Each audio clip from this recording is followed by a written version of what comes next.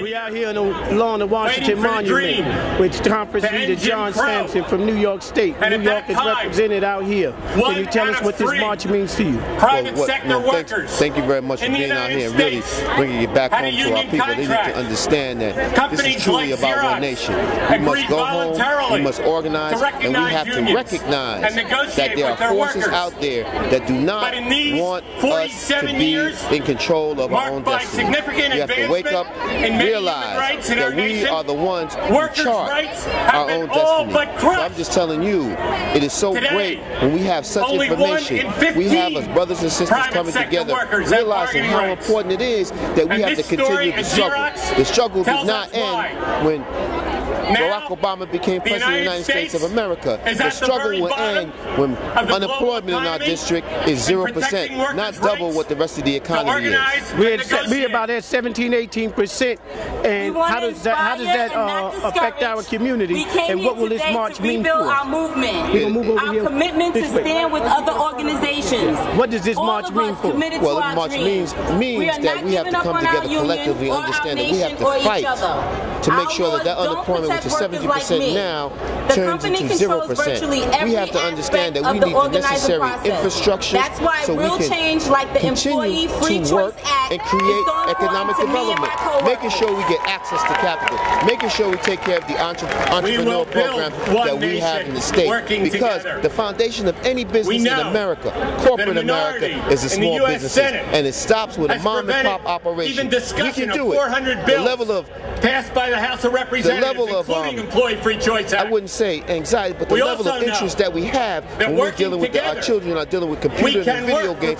We need to translate that into creating innovative economic ways in which we can bring out our community out of a sense of poverty into a sphere of economic prosperity. New York State budget is about $137 billion. Why we don't have jobs in our community? And we have done hard before. We are making sure that budget and the legislation that we pass make sure that we are able to implement jobs in our communities, and we do have jobs. We created over 550,000 jobs in that state budget this year. The Senate Democrats did that. You know, when the Republicans were in control, all the jobs left the country, left the state. Okay, well, wait a minute. I'm going to say something to you. You did have a real good turnout when you brought in the business community to try to help get people jobs in our community. I believe it was on Pennsylvania Avenue. It was good, and we applaud you. But we spoke at an earlier date. We spoke about the stimulus fund, and you were supposed to have been starting an investigation. It was supposed to wrap up in about June on what happened to the stimulus fund of the business of color in Brooklyn.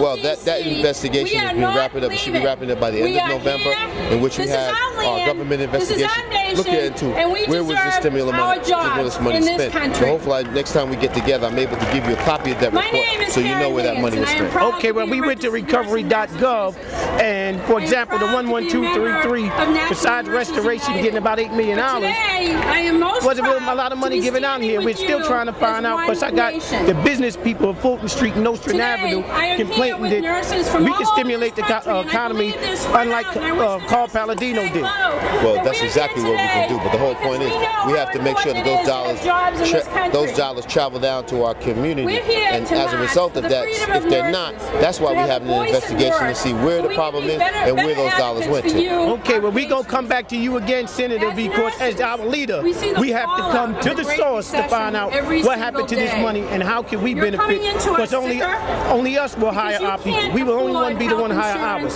So we need to know where the money is and how can we stimulate our business. And we need to not only know where the money is with respect to the stimulus dollars, but also we need to make sure that the banks who we bailed out make sure give us an opportunity to access capital, which is so important, especially for those businesses on Fulton Street. Can you tell us what's the plan for the state Senate in Albany in this coming term? Well, this coming term, basically the plan is for us on November 2nd to get our brothers and sisters out throughout the state so we can be re-elected, not only re-elected, stay in the majority, so we can continue to implement the economic development proposal, first in the nation, MWBE legislation.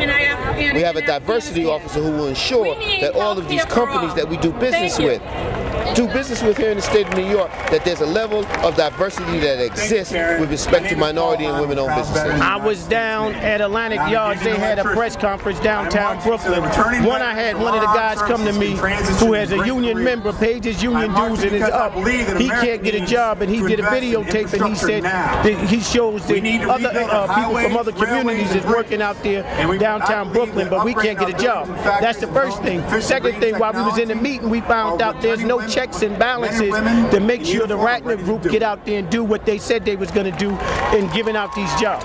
Well, the checks and balances are the information. That does not happen. We are making sure that we will speak to the Ratner people and make sure it happens. There's not going to be no flow of money. Remember, there has been a flow of money to that project, but there's continuing other monies that they need to complete that project. If they do not meet those standards and goals, then we're going to have to revisit the whole issue about funding. Well, I'm here to tell you on February, October 2nd, 2010, that the Ratner Group said out of their own mouth they did not have an independent group to come and investigate where the money's going and everything else. So I'm calling on you and the state Democrats. Can they look in this here and tell our people how we can get some jobs in our community? Unequivocally. I am organizing job. Senator, we'll talk. I've been trying to reach you. This hasn't been good, Senator. I've been working extremely hard, brother. But I asked to come and see you, so I want to videotape this work that's being done. I don't believe that's too much. You started here today, man. October 2nd, I'm here with the people. So I'm gonna text message you again. You gonna call me back? Not a problem. All right. Call me back, brother. Call me back. I always call you back. Eventually. I'm in the trenches, you're working. man. But I want to be in the trenches too. That's what the camera's here for. We want to tape it. All right. Give us a call. Thank you. Good afternoon, brothers.